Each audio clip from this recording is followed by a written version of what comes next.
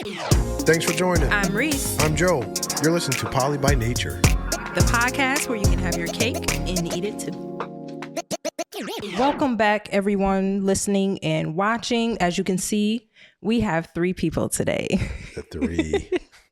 So this is my baby sister, Stephanie. And I want to say before we get into our discussions that this podcast is a safe space for communication.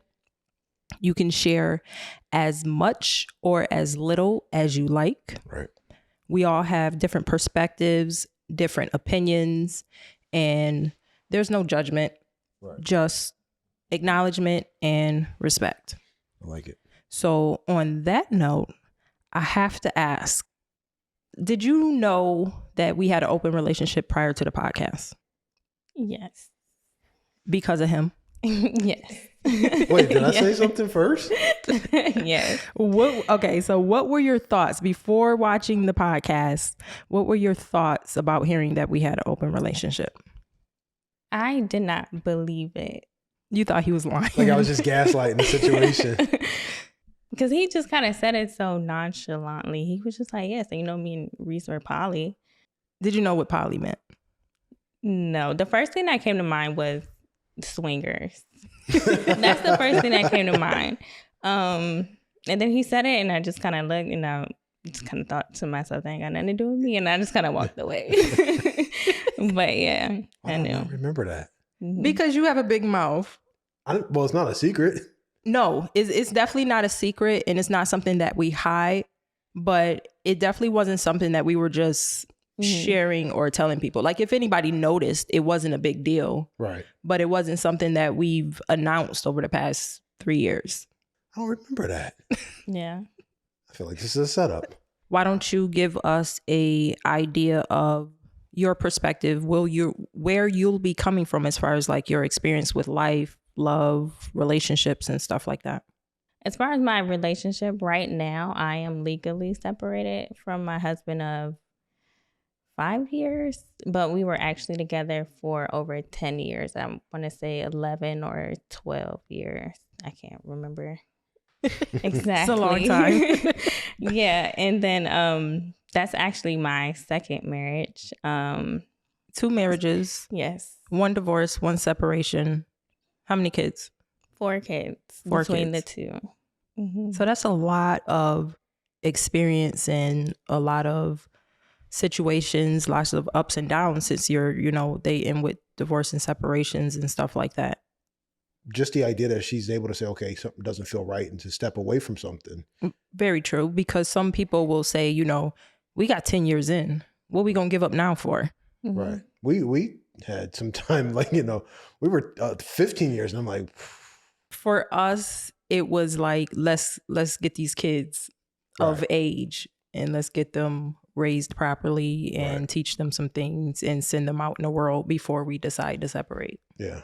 When we're all coming up and we're young, we're teenagers, we're growing up, we kind of enter into relationships and things a certain way.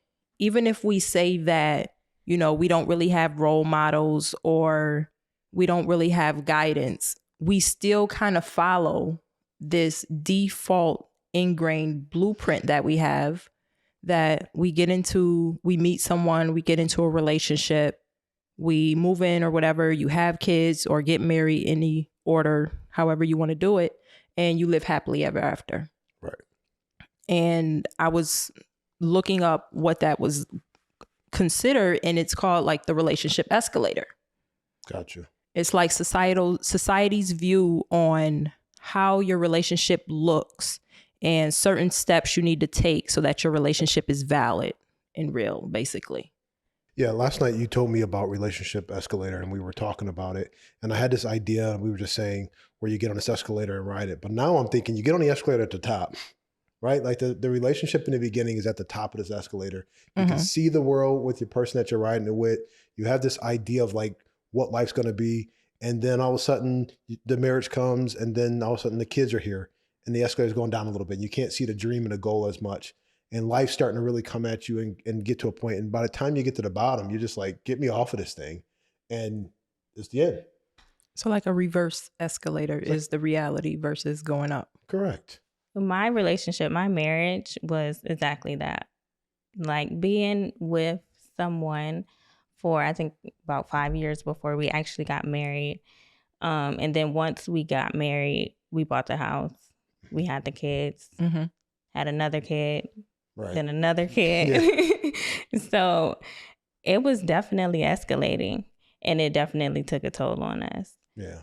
And it goes back to, well, like, what did you learn? And it's like, I never learned anything about being in a relationship. Right. I seen relationships when I was younger, but I never took anything from it. Like, okay, that's like what I want to implement in my future marriage. It's like, I never even thought to learn how to be in a relationship. Maybe I thought it would come naturally or something like that, but it didn't. You know, I came from a Christian family background. So it's like, if you thought about having sex with somebody, or you thought about, you know, being in a relationship with somebody, it was to be for a reason that was to be married. You know, you were instinctively taught to say, whoever you get with and whoever you're talking to, that's the person you need to marry and live the rest of your life with. And you kind of figure it out as you guys get older. And, you know, so at 20 or 21, it's like, I don't know everything in life, but I want to commit to you for the rest of my life. And I don't know how to do a lot of things, or I don't even know who I am, but I have to now commit to you on this level of, no matter what, we're going to stick together. And the person that I am right now at 21, you need to accept. And the person I'm growing to at 31, you need to accept. But in between there, like, you just got to grow with me and take the growing pains. And that's the tough part about being young and being in a relationship early, with the idea that you have to, you know, live by these ideals of, you need to get married or you need to be with this person no matter what. What was your mindset when you entered into your first marriage? Like, what was your motive there? Well, I'll say my first marriage was, I was young. I can't even remember how old I was. I think I was 19. I can't remember. I just wanted to be with him. And then he was in the military. So it's kind of different. In order to actually be with him, we had to be married. So I've seen a lot of that in the military. It was a lot of people just getting married for the sake of getting married, and for the extra money, little bit of money that came with it. the little bit of money.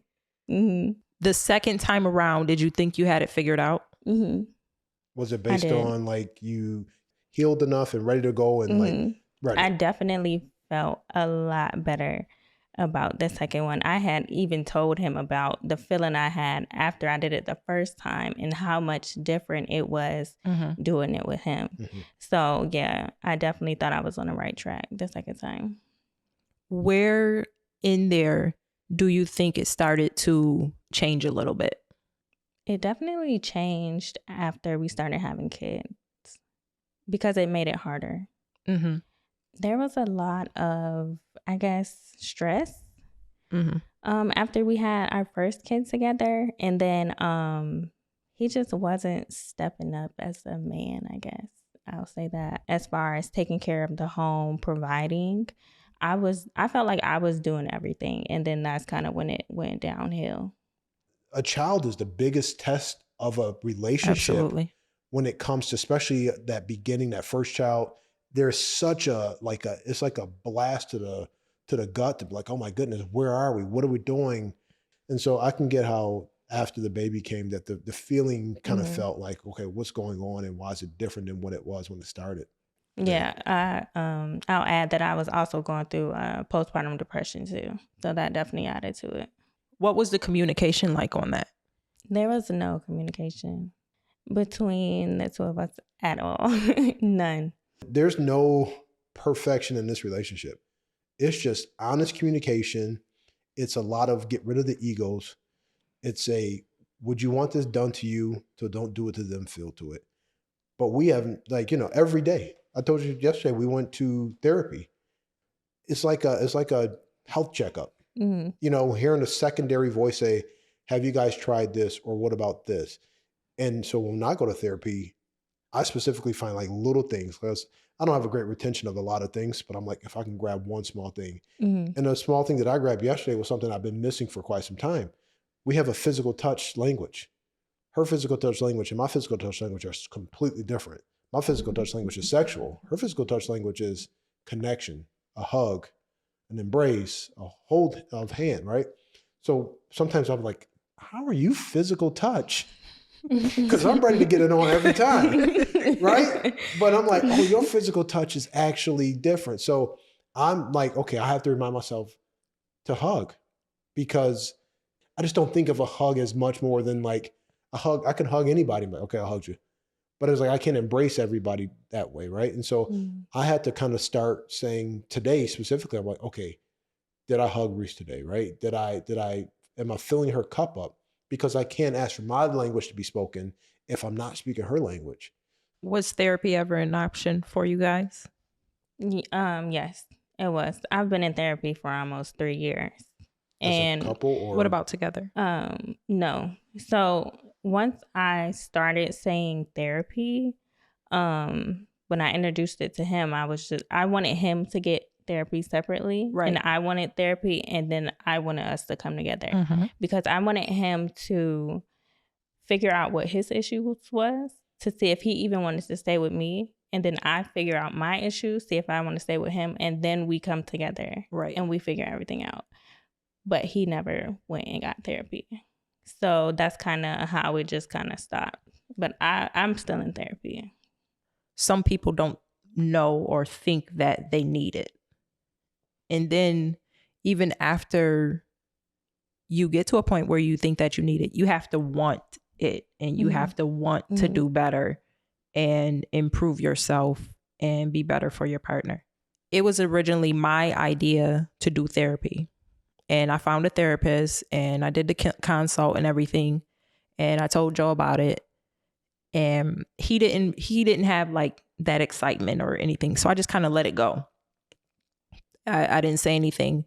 And then like, I think maybe a week ago, he let it slip. He like, maybe we should do therapy. And I just jumped right on it. I'm like, let me email this, this counselor real quick before he changes mind. right. Get us a therapy session. Here's the thing, because coming up and specifically in Black world Christian, it was like, you don't need therapy. You just need to go pray. Right? Praying was big. Praying was big. And I respect praying because I love to pray. But at the same point, you need to also be able to hear actual person talking to you. Yes, God can talk to me, but I need to talk to somebody who God has placed in my life to say, am I missing something? Am I saying something wrong? And so as a man, when we hear therapy, first and foremost, I hear like, okay, I'm not doing something right. I'm hearing 2, I need to tell my secrets to somebody I don't know. 3, like, what if somebody finds out that we in therapy? Like, there's a stigma of going to therapy because it's like, oh, you crazy? Or, oh, like, you can't handle home? Or like, y'all paying to talk to somebody? Like, you actually paying somebody just to sit down and talk to them. We don't know how to do therapy. Yes, everything that you're saying is his thought process. Right. Like, you know, it's like, I can talk to my boys about this, or let me talk to my dad about this, because maybe one But you can't. No. And you won't. Because you're going to get a biased Very biased answer on everything that you say. You're going to get the, yo, man, you right. No, man, you right. You right. Because I tried doing therapy with my boys. And with my boys, I was like, oh, shit, I'm good. Like, she crazy, right? I go into a therapist now and I'm like, slightly cocky a little bit. Very. Like, the therapist will ask Joe a question. Not only does he answer it, then he like diagnoses himself and then gives let me get in. He then gives his own answer to his issue. Doctor be like, so Really? like, you'll answer a question, whatever, I'll answer. And then he's like, okay, so I'm listening to what she said, and now I'm realizing that I need to do this. And it just comes to me taking a step back and really paying attention to her. Like, he gives the answer, and I'm like, well, what the heck is the therapist supposed to do? Listen, at $150 an hour, I'm like, let's get the resolution, baby. But no, respectfully, sometimes with somebody else in the room, at specifically therapy, or if we were just talking right now, and if you're saying, man, Joe, if you only did this, when it's in front of somebody else and it's acknowledged and communicated aloud, as a man, or just in general, as in a relationship, I'm like, oh, I got to step up a little bit here, right? Because it's like, you're saying this in front of someone else, meaning like, you're not here to embarrass me, but it's also like you're telling someone our Yes. truth. So I need to acknowledge that. And I'm like, okay. And so for me, it's like, I got to touch the stove once to know it's hot. So I'm like, oh, I did something wrong, or I'm not, checking a box. Okay, let's get this box checked, right? Like, that's how I think of it now. I've seen you now and lately, probably more than ever, traveling, seeing a lot of stuff. Like, you post a lot of cool pictures and like things that I'm like, man, I would love to do this. Do you feel like in those beginning parts of your marriage or in your relationship that you knew who you were, or like doing some of the things that you do now, would you have done the traveling and all those things, or did you do those in the past, or as much as you're doing them now? So in the beginning of our relationship, we did travel. We did do things here and there. So I was always into traveling, but it stopped. Like I said, once all the kids, and I think we just took life on too fast when we got married. We loved each other. The love was definitely there, but we were just moving too fast, and life kind of hit us hard, really, really hard. So I really didn't know who I was. I was just going with the flow. Yeah. It just hit us. The escalator start moving. And then it was like a lack of communication, and we were young. We didn't know how to handle it all. And then now we're here. The idea that you have went through all these things, right? If I even go further back, your mom went through all these things and didn't communicate much about it. Then you went through all these things. You didn't know who to lean on, and you kind of fought these things by yourself for a bit.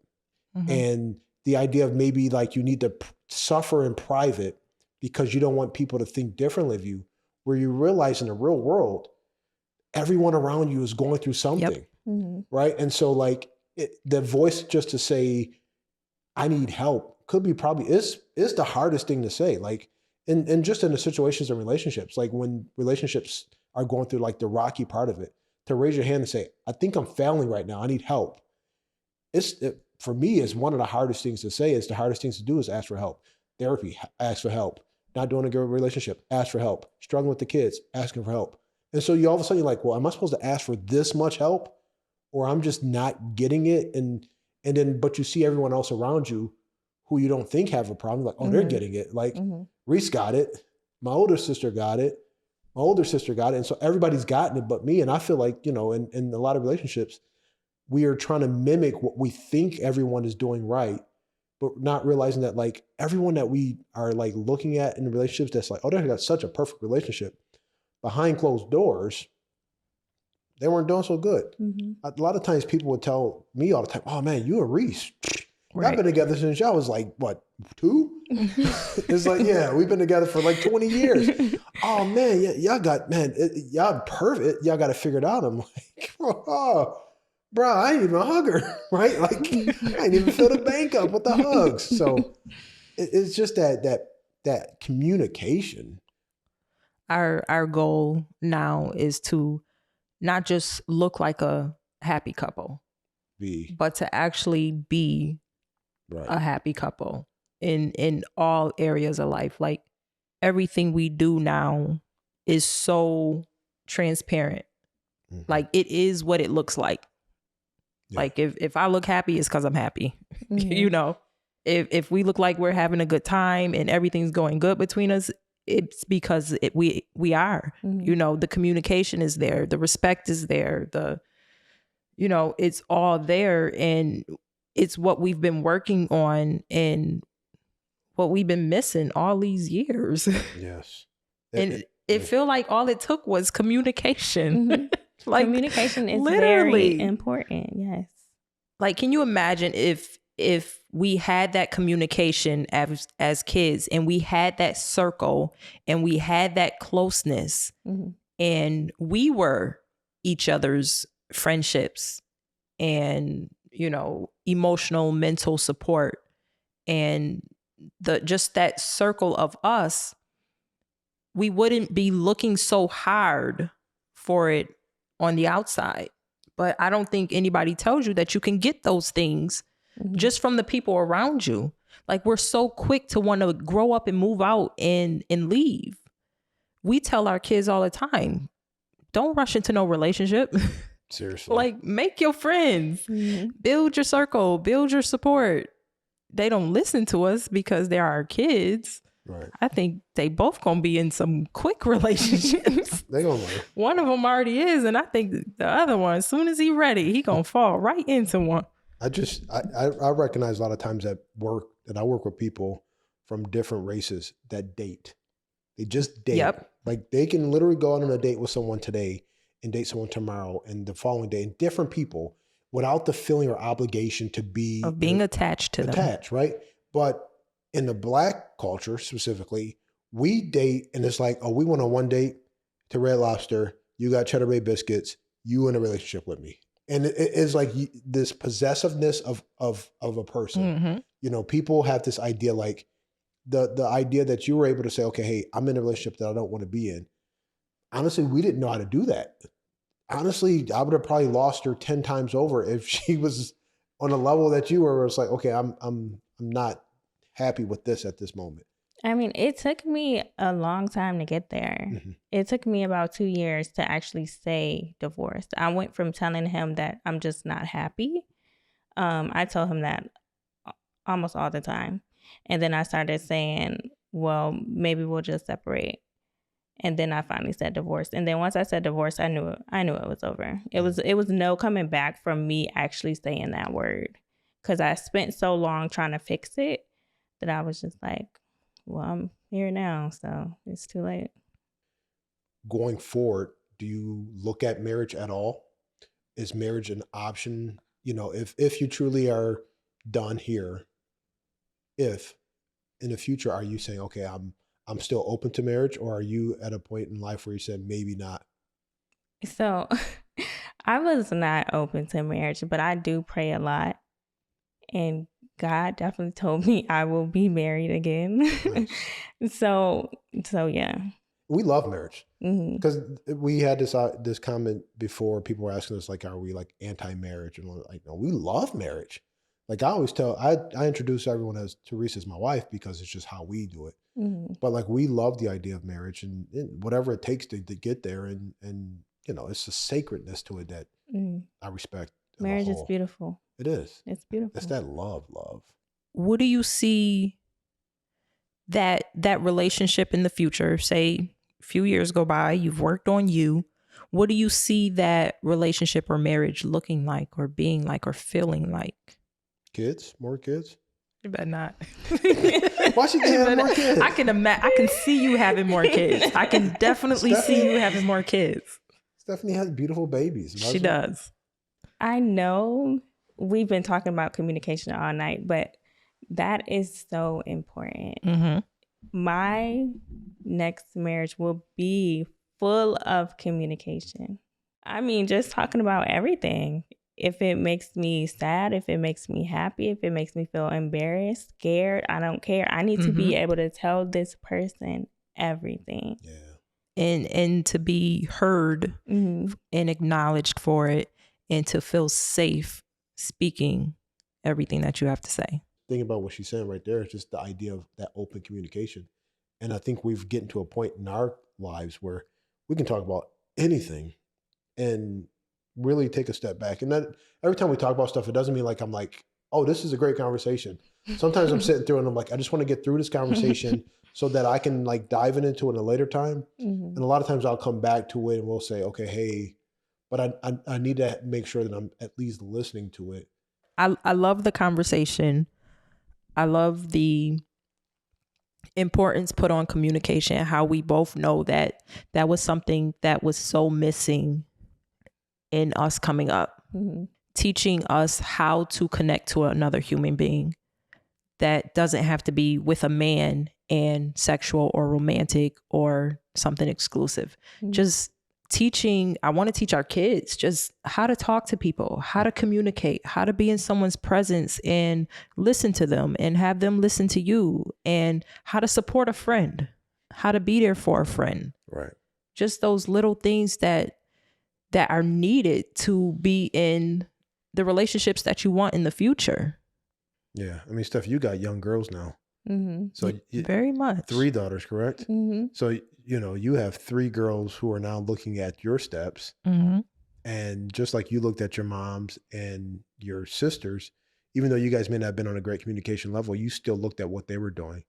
what are you going to do to break that kind of Cycle.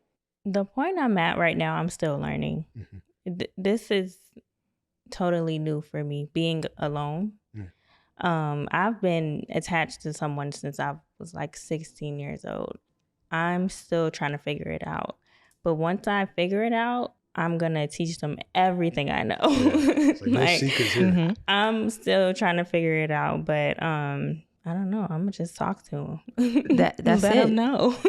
Literally talking to them and talking to them about everything. Yeah. We started to talk to our kids even more now than we ever have before. And our relationship with the kids have just become better because we're able to have like sex conversations, drug conversations, how we feel.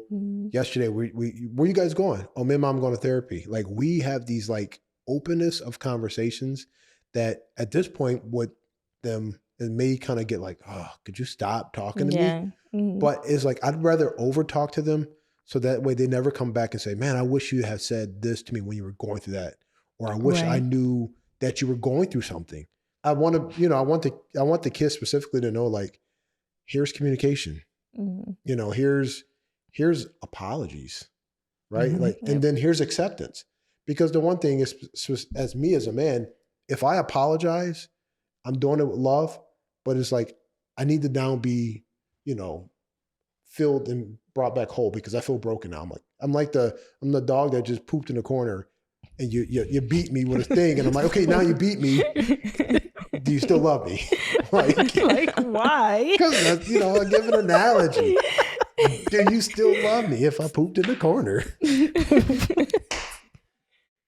But this is, like I said, I love the conversation. Anything you want to say before we close out? No. I have something. Go ahead.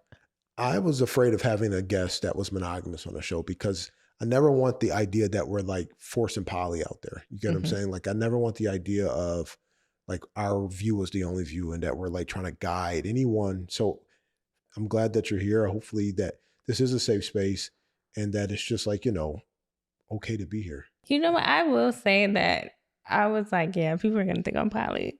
Just if I'm like, hey, I'm on this podcast. It's called Poly by Nature. You guys should check it out. And they're going to be like. But you know what? That's what I love about having you on here and the guests that are coming on here is because like you have your view. Like you said, you have marriage in your future and you're looking for that someone and that's perfectly okay. Yeah. We want everyone to be able to choose their path. And I think that's what the whole Poly by Nature is about, is just going with what's natural and organic to you, regardless of what that is. Like you don't have to conform to what society's doing, what you see in the media, or what your family's doing, or anything like that. Just do what makes you happy individually. And we support that. Yeah. That's what we're teaching our kids. That's what we're talking about every day. That's just this conversation. What's your own actual happiness? That's it. That's a wrap. That was cool. Hey, thanks for listening. Be sure to like, share, and subscribe. And connect with us on social media. You can find our links in the description.